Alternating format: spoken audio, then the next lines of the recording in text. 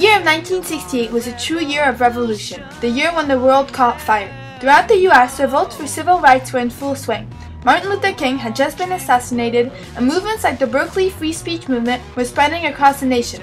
In Mexico, student movement against the Vietnam War was developing, and many European countries the spirit of revolution was present. However, in France, the movement was different. Students wanted to change the world and history. The country was not in a depression, but in the middle of an industrial revolution. Many rejected the bourgeoisie society that considered workers inferior to others in society.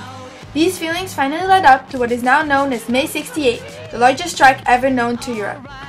The revolution of May 68, leading to a panicked reaction from the government, would result in major reforms that would change the history of France forever. The movement would begin when students all over the country felt like they were being treated like children.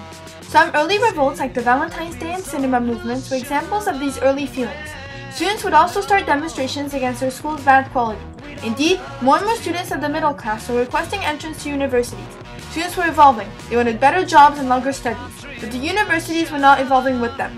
Space was limited, supplies were short, and universities were kept in very bad quality. Workers all over the country would also find reasons to revolt. Most had the lowest wages of the EEC, the longest amount of work time a week, up to 52 hours, and the most raised taxes. The first demonstration started in Nanterre in mid-March. Students wanted radical changes, like bringing communism ideas to France.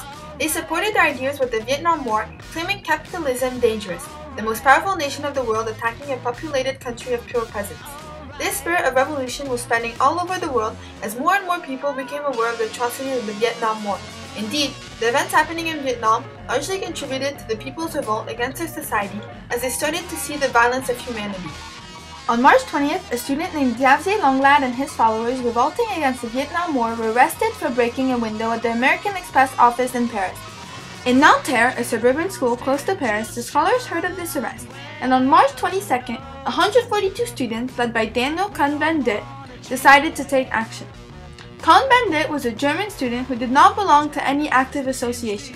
However, he influenced many students that it was time to take action. When the principal heard of the students' meeting, he ordered Daniel Cohn-Bendit to be expulsed. The expulsion process took a long time, and many more students started to revolt. On March 3rd, Nanterre was closed. The closing of the school angered many revolutionists who decided to meet at the Sorbonne University of Paris. During the whole afternoon, students took turns making speeches.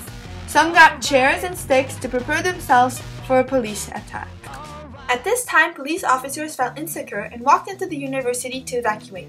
This action was a major mistake from the police's side, as cops are never allowed to march into universities. When students on the outside of the school saw the police forces throwing out scholars of Nanterre, they thought the police was arresting their fellow classmates. This angered everyone from the outside of the school, and students all over Paris came to start throwing rocks at police officers. 4 revolutionists were arrested, and the Sorbonne University was closed. When the scholars all over Paris heard of the arrest and the closing of the school, they were so offended that they stopped all classes to go out on the streets and protest. The students all over France now had 3 requests: the reopening of the Sorbonne, the release of the arrested students, and the evacuation of the police forces. These requests would cause hundreds of students preoccupied in exams to become wild revolutionists. Charles de Gaulle, the president of France in 1968, was a war general and convinced that the government must stay firm and the student revolt would eventually die out. With the Prime Minister Georges Pompidou in Iran and Afghanistan, Charles de Gaulle decided not to respond to the students' request. On May 10th, the scholars of Paris started to build barricades around the Sorbonne. Their belief was that if they surrounded and blocked the police officers, they would finally get what they wanted. Students grabbed whatever was accessible to construct barricades. They used cars, boxes, rocks, and household objects. The police officers were afraid that scholars could turn violent toward other citizens, and they charged. It was run everywhere. The police charged everyone. It was completely crazy. I started running with everybody else. We could hear explosion. There was smoke, people yelling. It was exciting, but at the same time, terrifying. Many cameras caught on video the violence of cops thrashing scholars and attacked anything that moved. When these videos were released on TV and watched by thousands of workers all over France, citizens were completely indignant at the way cops were treating the young people in Paris. Citizens started demonstrations against police officers with slogans comparing the French police to the Nazis. When Georges Pompidou returns from his trip, he takes immediate action. On May 11th, Pompidou announces the reopening of the Sorbonne University and the liberation of the arrested students. In his opinion, the public was against the government, and he must do everything in his power to bring the people back on his side. This action was the first government reaction to the revolt and was seen by many citizens as a total giving up from the government. Charles de Gaulle was one of the government leaders who strongly opposed the decision. He says at one assembly, "This action is driving us into deeper trouble. We are giving up because it is the easier thing to do." The student movement would eventually die out after Pompidou's resolution. However, millions of employees suddenly realized that if they go on strike, their requests could also be addressed. A total of 15 million workers would cease to work and participate in demonstrations with requests like a higher salary, less working hours, and better social security. The nation arrives at a halt. There are no means of transportation, no press delivery, and many schools are closed. However, supermarkets and hospitals stay open and no one is ever short in food or medical care.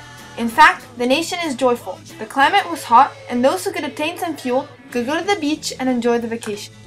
On May 24th, the general has the public vote on whether or not they wish to have him removed. At this point, millions cry out for de Gaulle to leave. Once again, the police officers charge, and the night of May 24th proved to be one of the most violent demonstrations. The next morning, a police officer in Caen is killed by a truck. The revolutionists try to keep the revolt going, but their heart is no longer at it. The citizens are afraid of this growing violence and want to be reassured. However, many doubt that Charles de Gaulle has the situation under control. In the meantime, the government, unions, and enterprise leaders were finding a compromise to halt the strike.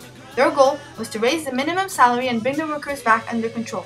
When the resultant compromise are announced to the general public, the employees protest that the raises are not high enough and the strike continues. Georges Pompidou has failed. The General de Gaulle was distant and barely took part in the discussions. To him, the country was in chaos and he was letting Pompidou deal with it. On May 20th, General de Gaulle calls Pompidou to tell him he is officially leaving France. De Gaulle leaves and orders his plane to fly under the radar. When Georges Pompidou is informed that they have lost the general, he panics. Meanwhile, the general leaves for French camp in Germany at Baden-Baden. He takes refuge with General Massu, commander of French forces in Germany. Eventually, General Massu would convince de Gaulle to return to France, but not before the public realizes the government has lost the president. When de Gaulle returns, he is met by an angry Pompidou who can't believe the general abandoned him at such times. Pompidou announces his demission. However, de Gaulle forbids him from leaving office and proposes to solve the problem together. De Gaulle announces to the public his new resolution. He dissolves the assembly and commands for a new election. De Gaulle finishes his term in office and Pompidou is elected president about 1 year after the Grenelle affairs in 1969. This action is widely supported by the French citizens. To students, it sounds like a new era and they believe that it will truly improve their world. The voting age will be lowered to 18 years old to give scholars more opportunities to change their government. Pompidou would take new actions to raise the salaries and cut working hours. Social security would be raised, and workers would have a minimum of 5 weeks of paid vacation a year. The May 68 movement was truly different from other movements, as the reforms done by the government really surpassed what many citizens had hoped for. Students in the beginning of the revolt were not asking for anything themselves like money or vacation. They just wanted to make the world a better place.